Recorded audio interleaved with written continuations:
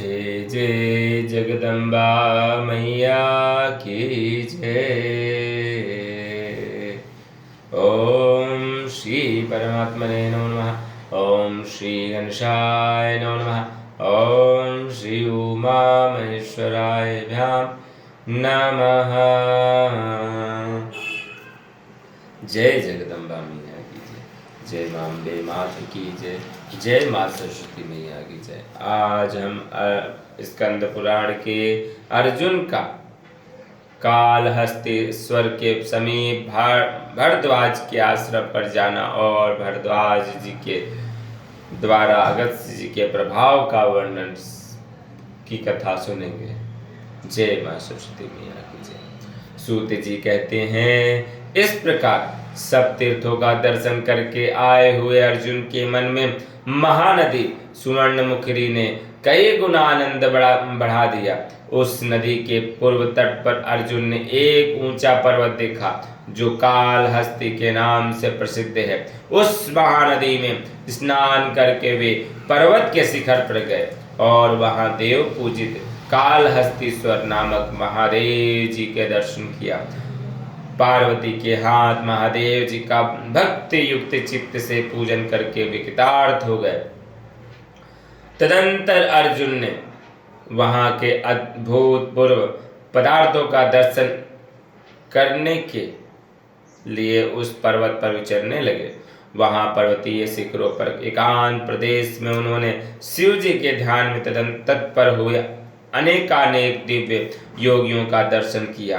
साथ ही इंद्रियों को संयम में रखने वाले अनेकों शांत मुनियों को भी देखा। उनमें कोई तो निहारते रहते थे, कोई वायु पीते थे, कोई पत्ते चबाते और कोई सूर्य की धूप में ही आहार पर निर्वाह करते थे। उसके बाद उस पर्वत के दक्षिण भाग में घूमते हुए उन्होंने महर्षि भरद्वाज का पवित्र आश्रम देखा जो सब प्रकार की लक्ष्मी से सुशोभित था।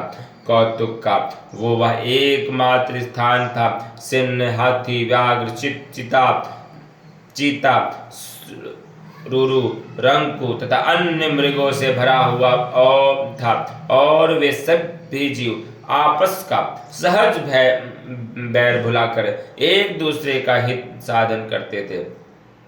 उस आश्रम को देखकर पांडु नंदन अर्जुन ने तपस्वियों के प्रभाव की प्रशंसा की।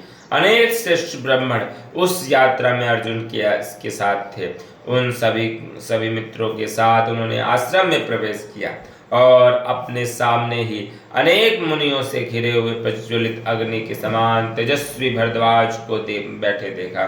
उनके सब अंगों में भस्म लगा हुआ था और कंधे पर मृग चर्म का उत्तरीय शोभा पा रहा था। इससे वे नूतन श्याम मेघ से आच्छादित कैलाश की भांति सुशोभित हो रहे थे। स्वर्ण के समान पीले रंग की लंबी जटाओं से प्रकाशमान थे। उन्हें देखकर ऐसा जान पड़ता था मानो श्रुति, स्मृति और पुराणों के अर्थों ने एक ही भूत होकर मुनि का शरीर धारण कर लिया हो। वे दिव्य ज्ञान के शुभ आश्रय थे। धृति, शांति, दया, दृष्टि और शांति आदि सद्गुण नित्य उनकी सेवा में रहते थे। वे अखंड ब्रह्म तेज से दैदीप्यमान हो रहे थे। अर्जुन ने धीरे धीरे निकट जाकर मुनि के चरणाबिंदों के आगे पृथ्वी पर गिरकर साष्टांग प्रणाम किया। बोलो भरद्वाज मुनि की जय। आगे की कथा कल सुनेंगे, क्षमा करें। ओम जय जगदम्बा मैया की जय।